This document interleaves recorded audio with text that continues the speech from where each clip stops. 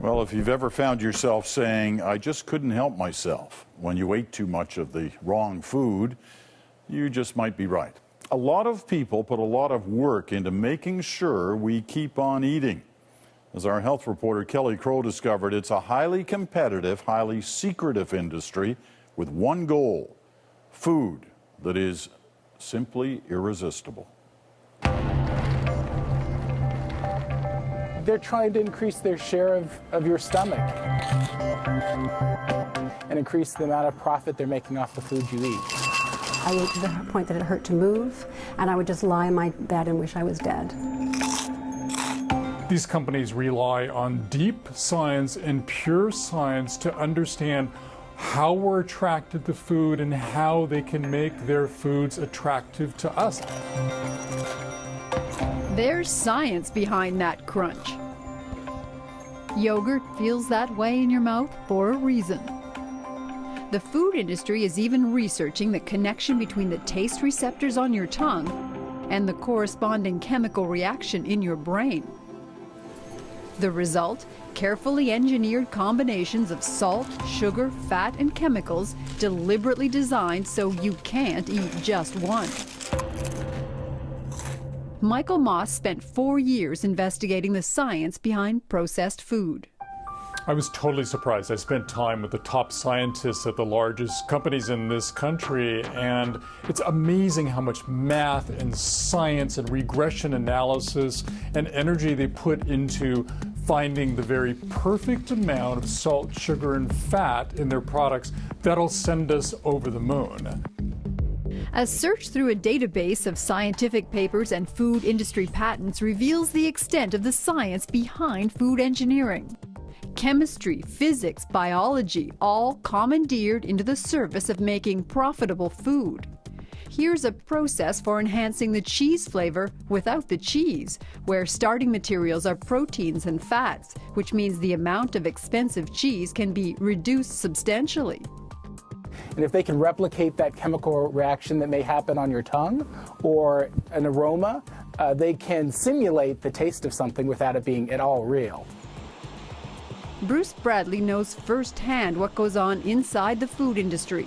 A former executive at several large food companies, he's now a writer and industry critic. There were certainly times that I felt uncomfortable or troubled by what I was doing, and I think that's ultimately, one of the reasons why I left the industry. And then you see trends like obesity and health issues that are increasing, mainly driven by the food that we eat. It was hard for me not to just take a more thorough assessment of what I was doing.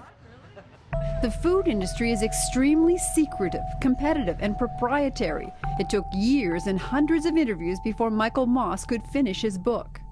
This was like a detective story for me, getting inside the companies with thousands of pages of inside documents and getting their scientists and executives to reveal to me the secrets of how they go at this.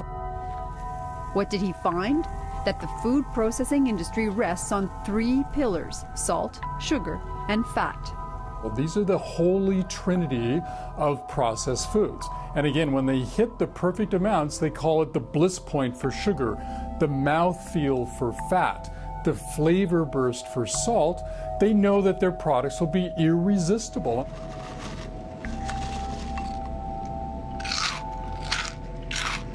Salt, sugar, and fat in combinations nature never intended.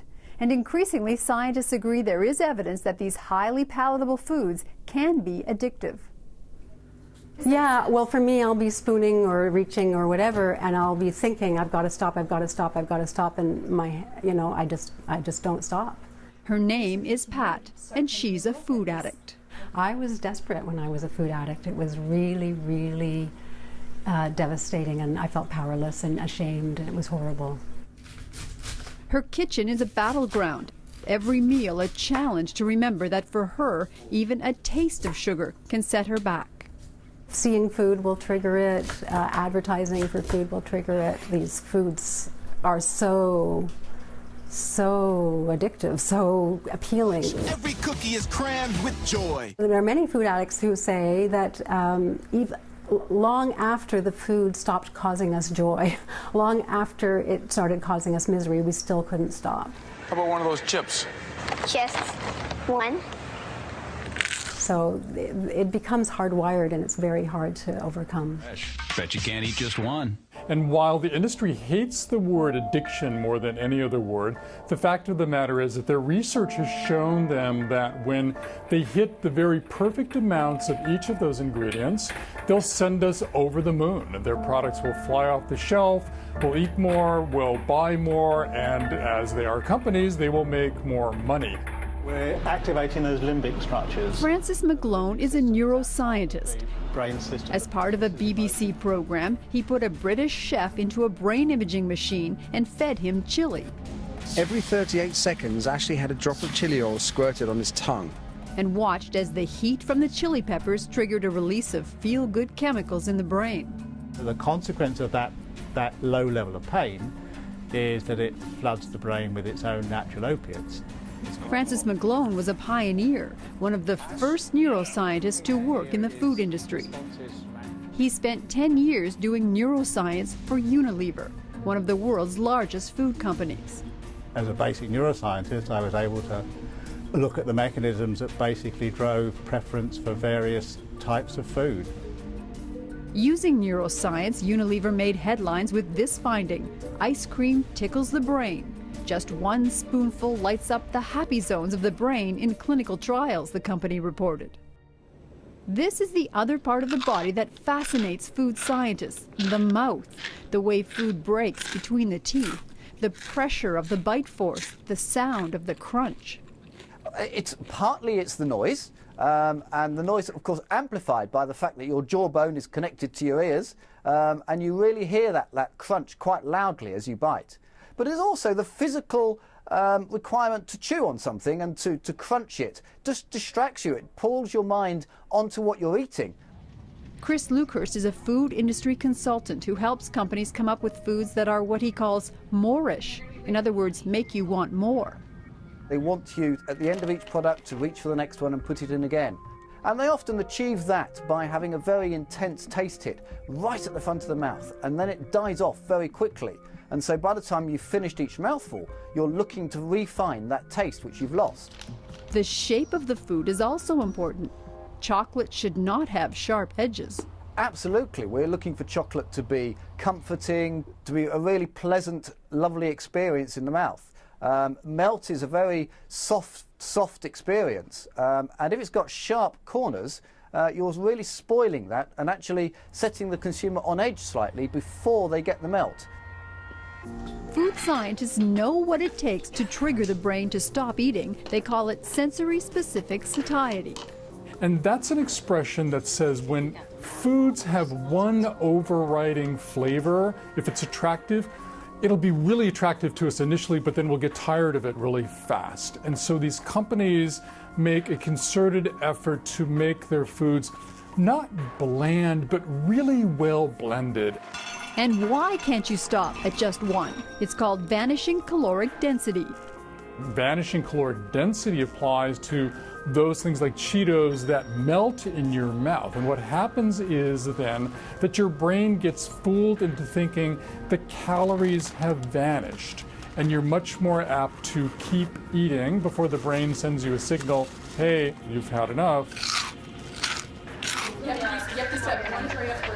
Welcome to the Sensory Sciences Lab at the University of Guelph. Can one person from each group come here for a minute?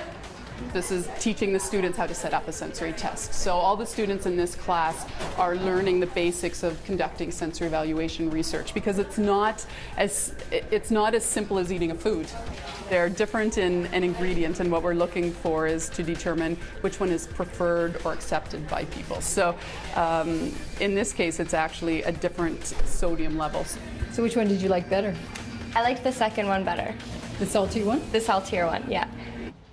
Because these products must be able to sit on the shelves for months, many of the ingredients have nothing to do with taste, but act as preservatives and chemicals to control the appearance and texture, and a series of ingredients known as flavor enhancers to trick the brain into tasting something that isn't there.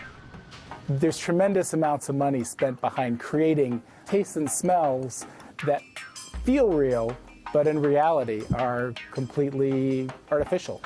Because without flavor enhancement, no one would eat it. It would taste horrible. You would just, you'd want to spit it out. One food company made a special batch of crackers for Michael Moss to taste without any salt at all. It was a god-awful experience tasting those things. Normally, I can eat Cheez-Its all day long, but the Cheez-Its without the salt, I couldn't even swallow them. They stuck to the roof of my mouth. A tour of the grocery aisle reveals that something is changing. Suddenly, cookies boast health claims. Chips have whole grain and fiber. If the food industry can find a way to market it and make money off of it, I'm sure they will. But if it long-term is decreasing the amount of food that they can sell, I don't see it as being an avenue that they'll go down. So whether lower in salt, sugar, or fat, higher in fiber and grains, containing real fruit or baked with real vegetables, you will be back for more. The food industry depends on it. Kelly Crow, CBC News, Toronto.